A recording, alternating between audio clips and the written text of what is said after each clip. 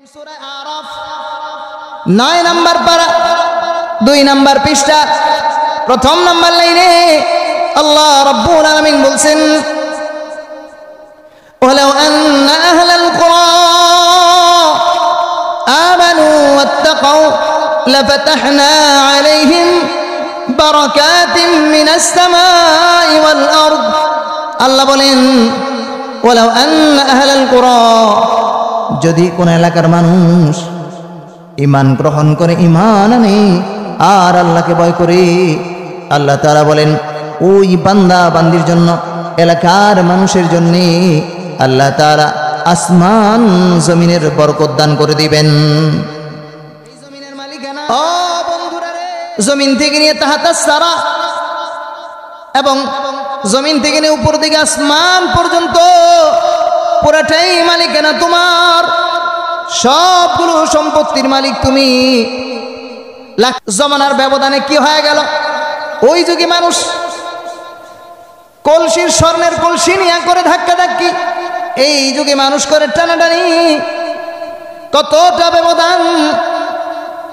বিচারক বলে ভাই রে, তোদের বিচার আমি কোন ইনসাফের কলম দিয়া যে করি বলতে পারি না, কি দিয়া যে করব বুঝতে পারতেছি না। বলে ঠিক আছে ভাই, একটা কাজ করো। বলে কি কাজ? জিজ্ঞাসা করে বিচারক, তোমাদের একজনের কার ছেলে আছে? একজন বলে আমার ছেলে নেই। অপরজনের দিকে দেখায় বলে তার ছেলে আছে। বলে তাহলে তোমার কি মেয়ে আছে নাকি? বলে হ্যাঁ আমার মেয়ে আছে। বিবাহের উপযুক্ত হয়েছিনি? বলে হ্যাঁ হয়েছে। বলে বিচারক বলে তাহলে আর দেরি করা দরকার নাই, বাড়িতে চলে যাও। বাড়িতে যাইয়া তুমি তোমার দুইজনের মধ্যে ইনসাফের কুফু পাওয়া গেছে, সচ্চরিত্রের একটা, আমানতদারিতার একটা আখলাক তোমাদের দুইজনের মধ্যে পাওয়া গেছেন। দুইজনের ছেলে আর মেয়ের সাথে বিয়া দিয়া বিয়ায় হয়ে যাও। বাড়িতে যায়া দুইজন মিলিয়া ছেলে আর মেয়ের উপস্থিত করা বিবাহ দিয়েছেন। বিবাহ দিয়া বলতেছেন, বিবাহ দেওয়ার পরে বলতেছেন ছেলে আর মেয়েকে বলতেছেন, বাবা বড় পেরেশানিতে ছিলাম, স্বর্ণের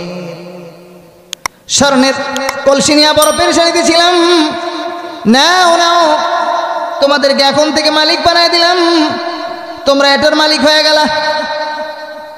দেখেন আগের যুগের মানুষ আমানতদারিতে কেমনে আদায় করছেন। স্বর্ণের কলস নিয়া ধাক্কা ধাক্কি। আল্লাহ তাআলা বলছেন ইন্নাল্লাহা ইয়ামুরুকুম আন তুআদ্দুল আমানাত ইলা আহলিহা। আল্লাহ তাআলা বলছেন নিশ্চয়ই তোমরা কি করো, আন তুআদ্দুল আমানাত ইলা আহলিহা, আমানতকে সঠিক জায়গায় পৌঁছায়া দাও। আমানত এক বড় মহাগুণ। নবী করিম সাল্লাল্লাহু আলাইহি ওয়াসাল্লাম বলছেন লা ঈমানা লিমান লা আমানাতা লা, যার আমানতদারিতা নেই তার ঈমান নেই। সুতরাং আমানতদারিতা বড় গুণ, যার মধ্যে আমানতদারিতা নাই সে ঈমান নাই তার।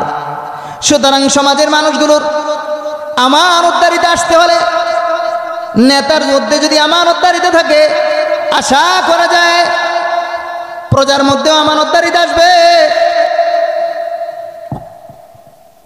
প্রজার মধ্যেও আমানতদারিতা আসবে। মক্কার বাজারে ঘুরে যায় দেখে এক বুড়া মুরব্বী মক্কার বাজারে এলান করতেছেন, আমার একটা থলি হারাইছেন, থলির মধ্যে আমার গুরুত্বপূর্ণ একটা জিনিস আছে। ও মক্কার লোকেরা, আমার এই দামি একটা হার আছে ওই ব্যাগের ভিতরে, যদি আমার হারটা পরিশোধ করে দাও, আমার ব্যাগটা যদি দিয়ে দাও, তাহলে তোমাদেরকে আমি আমার এই হাতের লাল ব্যাগটা পুরস্কার দিয়ে দিব। এই লাল ব্যাগের মধ্যে 500 স্বর্ণ মুদ্রা আছে। এরকম ঘোষণা দিতেছে আবু বকর তাবেঈ। উনি যে মুরব্বির হাত ধরছেন, মুরব্বির হাত ধরার পর মুরব্বি বুঝতে পারছেন আমার হাতটা এই নওজোয়ান যুবক পাইছেন। নওজোয়ানের সাথে নওজোয়ান আবু বকর হাত ধরে তার বাড়িতে নিয়ে আসছেন। আয়েশা বলছেন, মুরব্বি বাবাজি বলেন না আপনার ওই হার ব্যাগের ভিতরে কি ছিল? বলছে আমার ভিতরে ব্যাগের ভিতরে হীরার একটা হার আছে, এত ইঞ্চি বাই এত ইঞ্চি। ওই রকেটটার মধ্যে হারের মধ্যে এতগুলো মণি মুক্তা গোলাপি কালারের, এত বাই এতটা মণি মুক্তা রয়েছে। আবু বকর উনি চলে গেলেন ঘরের ভিতরে, পাশের রুমে যা ব্যাগ খুলে দেখে মুরব্বি বেচারা যেই আকার আকৃতি বলছেন হুবাহু মিলে গেছে। বুঝতে পারলেন এটা এই হাটটার মালিক, এই ব্যাগের মালিক মুরব্বি নিয়ে আসছেন মুরব্বিকে দেওয়ার জন্য।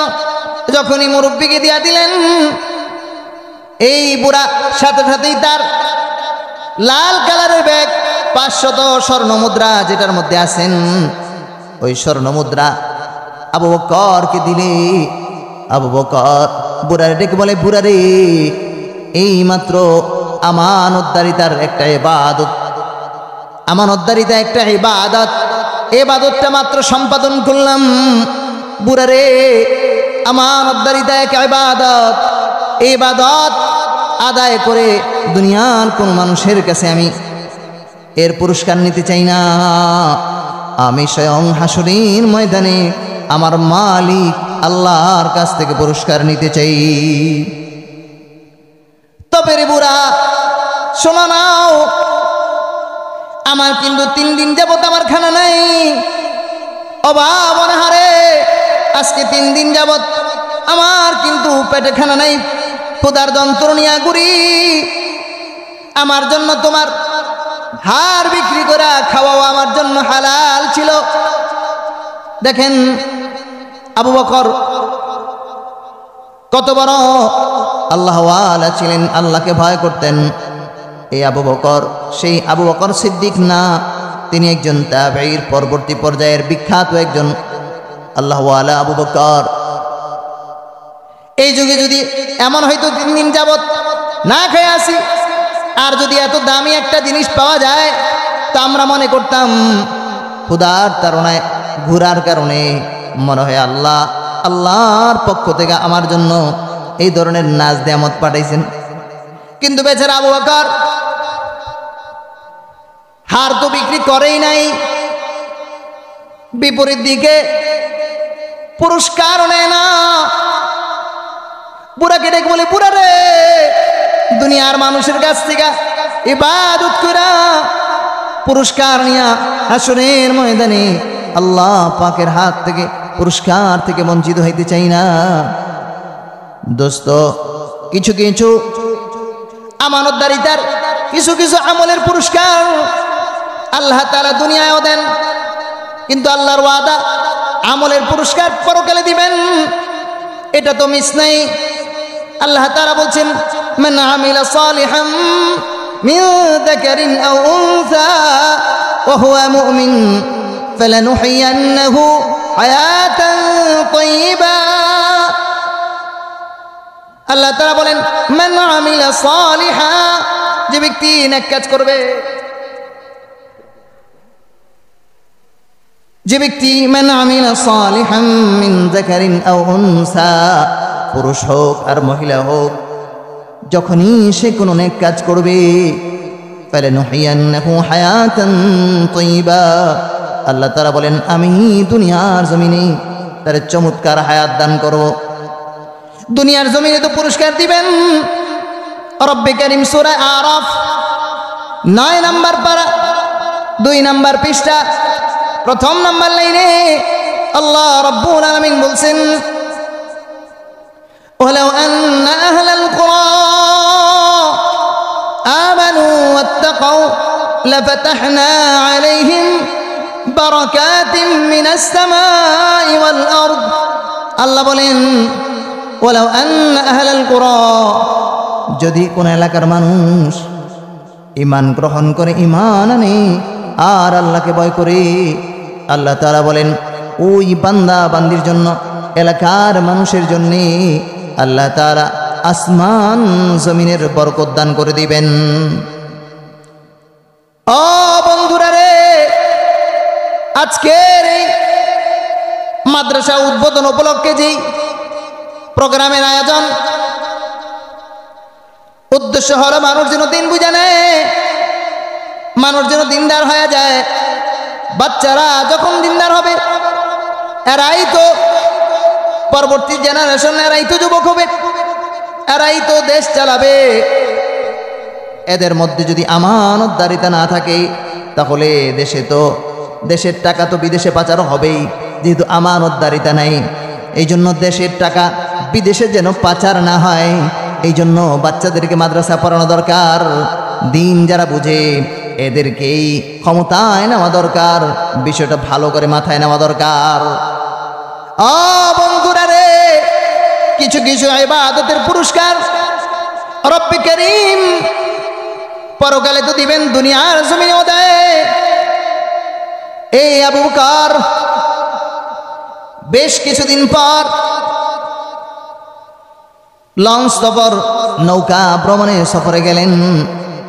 সফরে যাওয়ার পরে, সমুদ্র ভ্রমণে যাওয়ার পরে সমুদ্রের মধ্যে চরম আকারে তুফান, ঢেউয়ের কারণে নৌকা ডুবে যায়।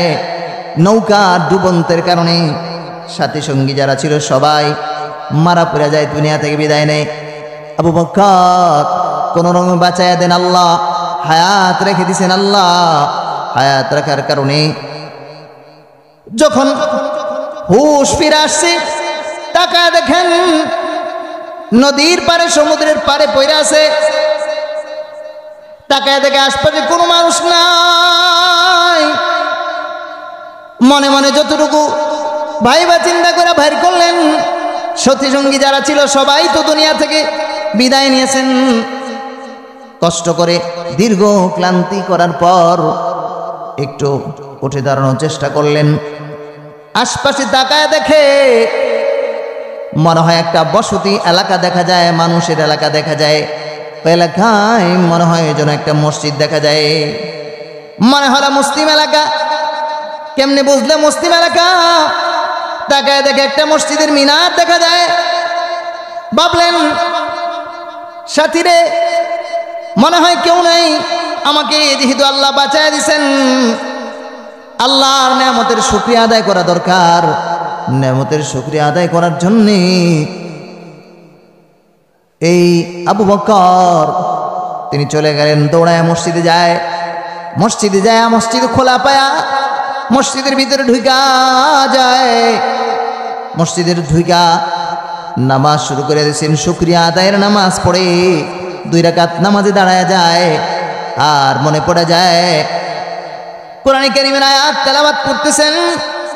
কোরআনের হাফিজ মানুষ কোরআনে কারীমের তেলাওয়াত করে, এমন তেলাওয়াত যেহেতু মউত থেকে আল্লাহ জীবন আবার নতুন করে কেমন যেন দান করেছেন। এই জন্য আখিরাতের কথা, মউতের কথা মনে পড়ে যায়। তেলাওয়াত মন জুড়ানো কণ্ঠে তেলাওয়াত করেন। এই পর্যায়ে তেলাওয়াত শুনতে শুনতে আশেপাশে মানুষ জড়ো হয়ে যায় মসজিদের আশপাশে। দীর্ঘক্ষণ মন ভরে নামাজ কমপ্লিট করার পর,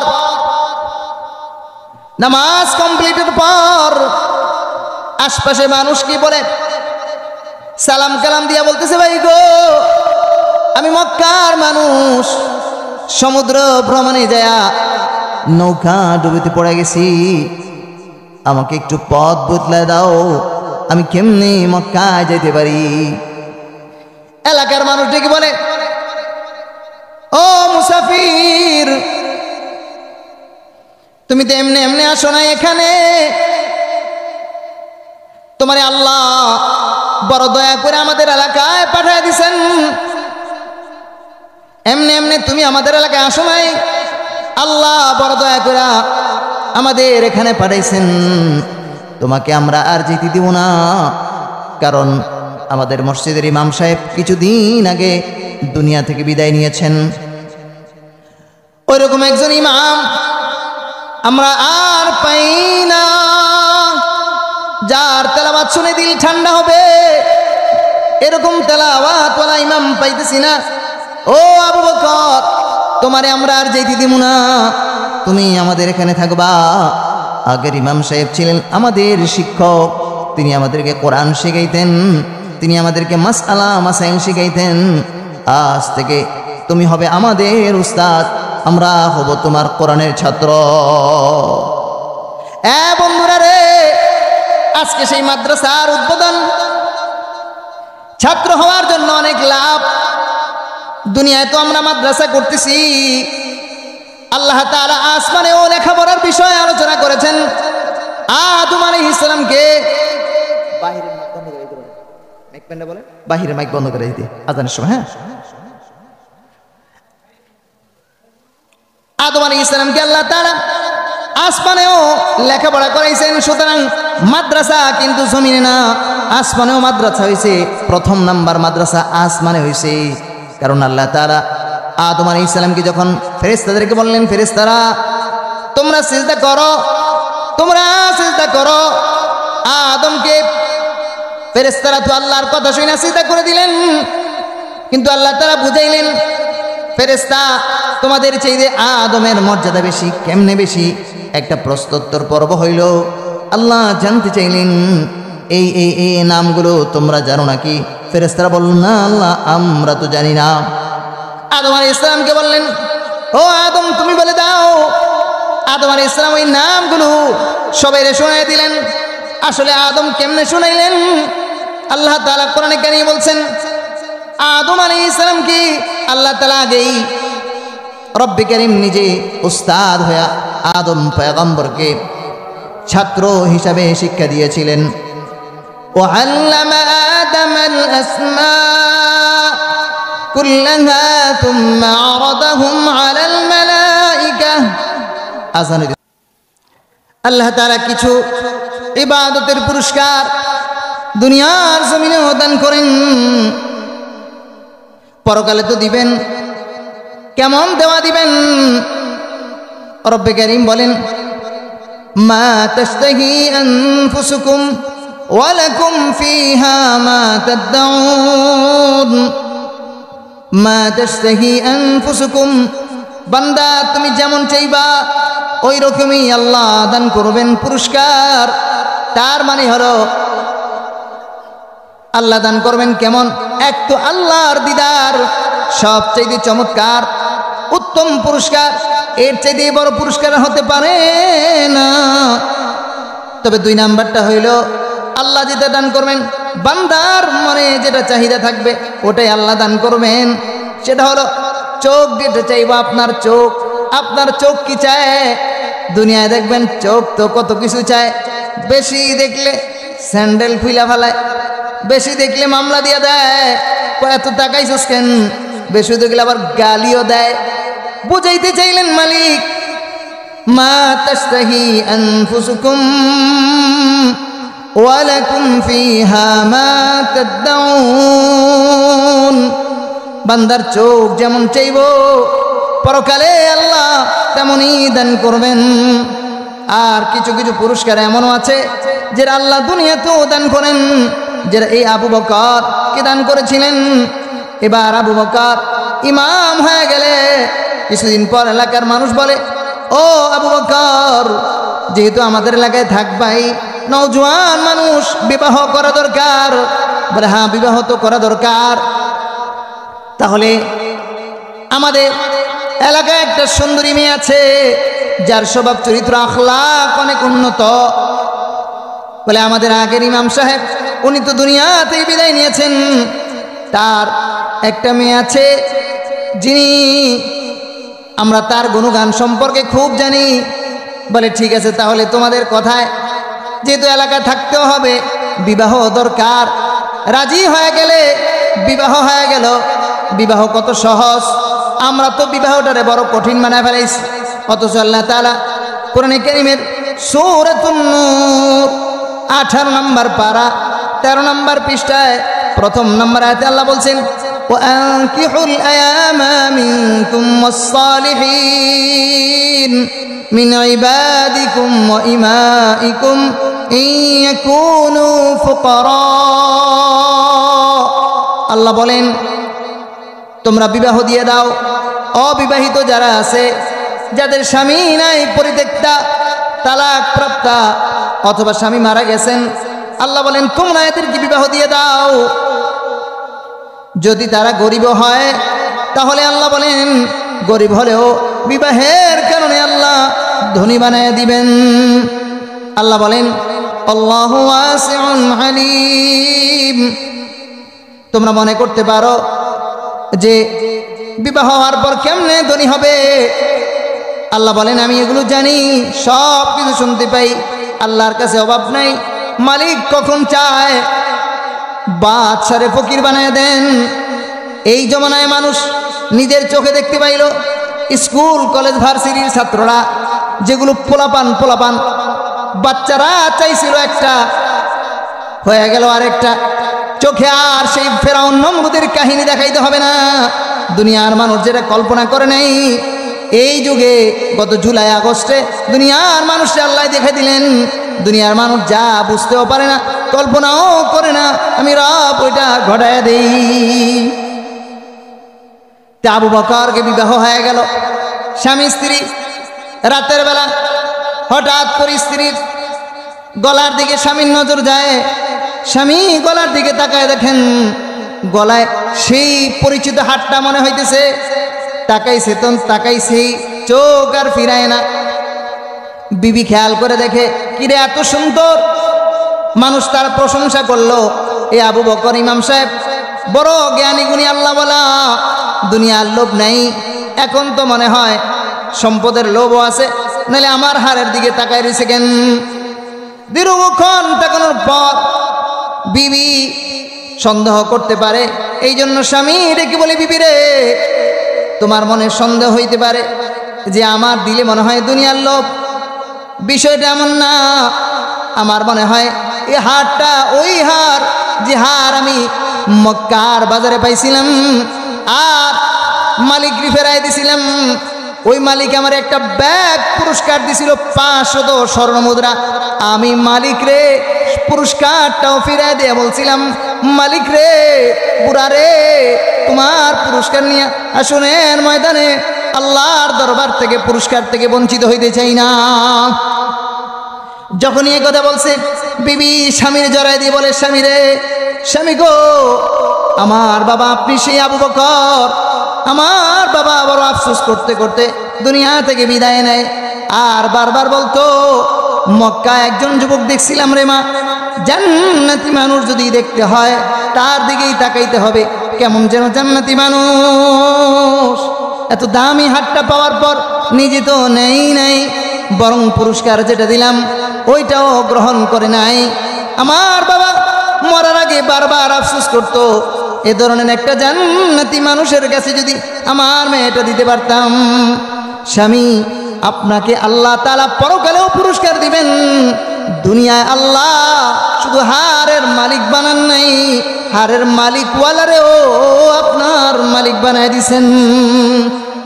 আমার বাবার মনের আশাও পূর্ণ হয়েছে। ও বন্ধু, এই জন্য নবীজি বলছেন, আরবাউন ইযা কুন্না ফীকা ফালা আলাইকা মা ফাতাকাদ দুনিয়া। 4 গুণ তোমাদের মধ্যে যতক্ষণ থাকবে তোমরা ততক্ষণ পরাজিত হবে না, তোমরা ততক্ষণ পথভ্রষ্ট হবে না। 1 নম্বরে হলো হুসনু আমানাতিন, হিফজু আমানাতিন, আমানত রক্ষা করা। 2 নম্বর সিদকু হাদিসিন, সত্য কথা বলা।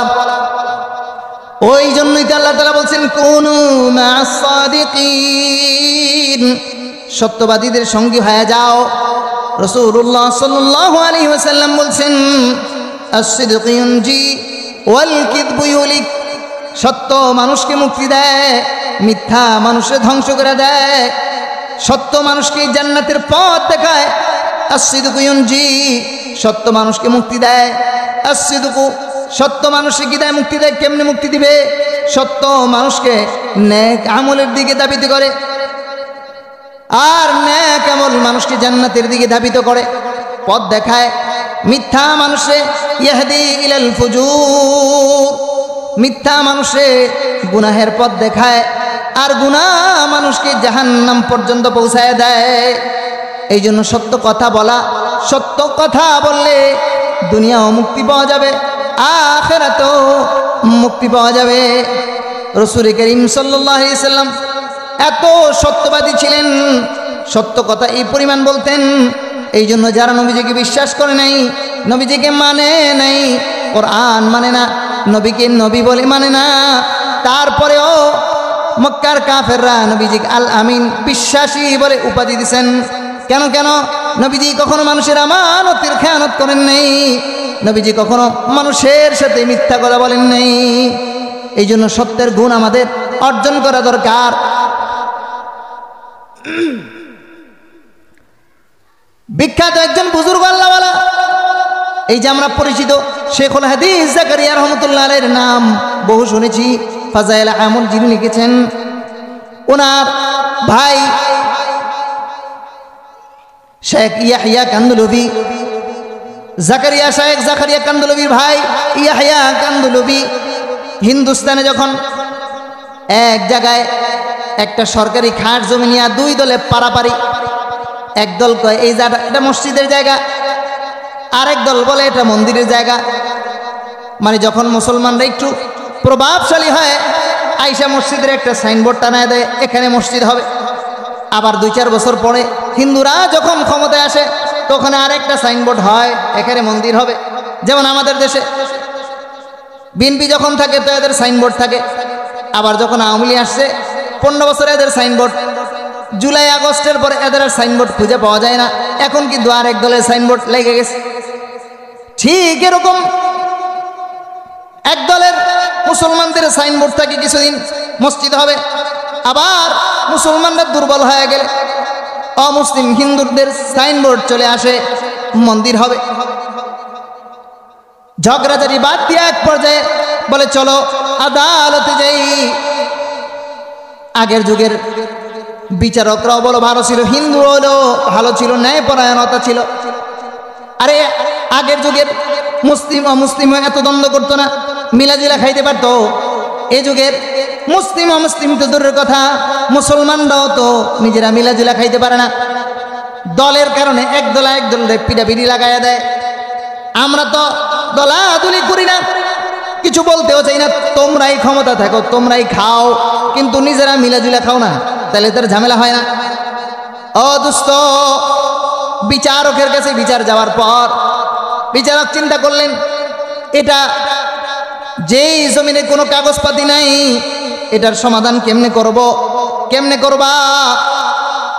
বিচারক বড় পেরেশান, হঠাৎ করে বললেন এটার সমস্যার সমাধানের জন্য একটা কাজ করা যায়।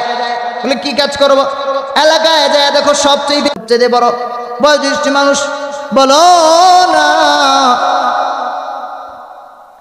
এই জমিনের আগে দখল করছে কারা? মুসলমানদের সাইনবোর্ড আগে লাগাইছে না হিন্দুদের সাইনবোর্ড আগে লাগাইছে? ইয়াহিয়া কান্দলবি আদালতে দাঁড়ায় বলে, হাবিবি কিবরিয়ার কসম, মুহাম্মদুর রাসূলুল্লাহ সাল্লাল্লাহু আলাইহি ওয়াসাল্লাম বলছেন, সত্য কথা বললে সত্য মানুষকে মুক্তি দেয়। সুতরাং সত্য কথা হলো, আমি যতটুকু দেখেছি আজকের এই জমিনটা যেটা নিয়ে মারামারি, ওই জমিনটা মুসলমানরা আগে দখল করে নাই, হিন্দুরাই আগে দখল করছে। আদালতে হিন্দুদের জয় জয় হরিনাম স্লোগান শুরু হয়ে গেল। বিচারক রায় দেয়া দিল, আজ থেকে এই জায়গায় মুসলমানদের মসজিদ হবে না, এখানে হিন্দুদের মন্দির হবে।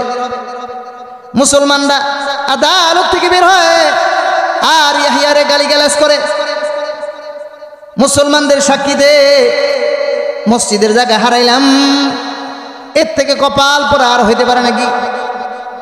ইয়াহিয়ারে বকাঝকা করতে করতে বাড়িতে যায়। ইয়াহিয়া কান্দলবির মন খারাপ, আরে সত্য কথা বললাম, চলে গেলেন বাড়িতে। আজকে বাড়ি থেকে আর বের হয় না, যেহেতু মুসলমানরা খুব রাগ হয়ে গেছে। রাতের বেলা যখন গভীর রজনীতে তাহাজ্জুদ নামাজ পড়ার জন্য ইয়াহিয়া কান্দলবি যখন গভীর রাতে তাহাজ্জুদ পড়ার জন্য উঠছে, ওযু করে নামাজ শুরু করছে, কেমন যেন দরজার বাহিরে, ঘরের বাহিরে মানুষের আনাগোনার আওয়াজ পাওয়া যায়। ভাবলেন দিনের বেলা যেহেতু মুসলমানদের বিরুদ্ধে সাক্ষী দিয়া মসজিদের জায়গা মন্দিরে দিয়ে দিছি, মনে হয় মুসলমানরা আমার উপরে খেপে গেছে। বাহির থেকে আওয়াজ দিতেছে, ও ইয়াহিয়া দরজা খোলো, দরজা খোলো, দরজা খোলো। ইয়াহিয়া কান্দলবি রহমতুল্লাহ আলাইহি দরজা খুললেন। দরজা খুলে দেখে বাহিরে কোনো একটাও মুসলমান নাই, শত শত হিন্দু ওনার বাড়ির সামনে হাজির হয়ে গেছেন। ইয়াহিয়া কান্দলবি বলে, এ হিন্দুরা তোমরা কেন আসছো? মুসলমানদের জমিন সাক্ষী দিয়া তোমাদের জমিন দিয়া দিছি, তোমাদের তো রাগ করার কোনো কারণ নাই। হিন্দুরা বলে, ও ইয়াহিয়া, রাগ করে তোমার বাড়ির সামনে আসে নাই, বরং যেই ধর্ম পালন করলে, যেই নবীর আদর্শ মানলে জবানটা এত পাক হয়, এত সাফ হয়, এত সত্যবাদী হয়ে যায়, নিজের ধর্মের ঘর মসজিদ বানানো যায় না। এক সত্য কথা বলায় মসজিদের জায়গার মধ্যে মন্দির হবে, এরপরেও যে মুসলমান মিথ্যা কথা বলে না, যেই নবীর আদর্শ গ্রহণ করলে এত সৎ হয় মানুষ, বুঝতে পারছি ওটা আসলেই সত্য ধর্ম, আমাদেরটা ঠিক না। আসছি এই জন্যই রাতে, এখনই তোমার কাছে আমরা সবাই মুসলমান হইতে চাই। তুমি আমাদেরকে এখন কালিমা পড়ে মুসলমান বানায় দিবা, আর ওই জায়গায় আগামীকাল মন্দির হবে না, তোমার ইমামতি ওই জায়গায় নামাজ হবে তোমার ইমামতিতে, আর সবাই মিলা ওই জায়গায় মসজিদ বানায় দিমু। আসসিদকু ইউনজি ওয়াল কিযবু ইহলিক, সত্য মানুষকে মুক্তি দেয়, মিথ্যা মানুষকে ধ্বংস করে দেয়। এই জন্য সত্য বলার সিফত আমাদের মধ্যে গ্রহণ করা দরকার। বলছিলাম 4 গুণ অর্জন করলে, এই যে আজকের আয়োজন, এগুলো কেন হইল? মাদ্রাসাকে উপলক্ষ করে হলো। আমরা যে বয়ান করতেছি, এই বয়ান কোরআন আর হাদিস এগুলোও কিন্তু মাদ্রাসার থেকে শিখছি। এই জন্য মাদ্রাসা হওয়া দরকার। মাদ্রাসা যত বেশি হবে, মানুষকে জাহান্নাম থেকে ফিরানোর জন্য আলেম ওলামা তত বেশি হবে। মাদ্রাসা যত বেশি হবে, মসজিদে তত ভালো ভালো ইমাম পাওয়া যাবে। মাদ্রাসা যত বেশি হবে, পীর দেশে যারা আছেন ভালো হক্কানি পীর তৈরি হবে। মাদ্রাসায় ওলামা ইকরাম খাঁটি যত আলেম তৈরি হবে, দাওয়াত ও তাবলীগের মেহনত তত সঠিকভাবে চলবে। রব্বে কারীমের আয়াতগুলো কোরআন থেকে মানুষকে শোনাইবেন। 3 নাম্বার, ওয়া হুসনু খলিকাতিন, সুন্দর আচরণ করা, ওয়া ইফাতু ফি তুমাতিন, আর মানুষকে হালাল খাবার খাওয়া। নামাজের সময় আছে, কমিট আছে,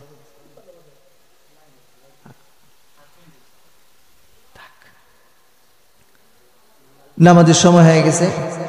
আপনারা সবাই আচরণ করা, ইসলাম সুন্দর আচরণের মাধ্যমেই সাহাবায়ে কেরাম অনেক জায়গায় জয়লাভ করে ফেলছে।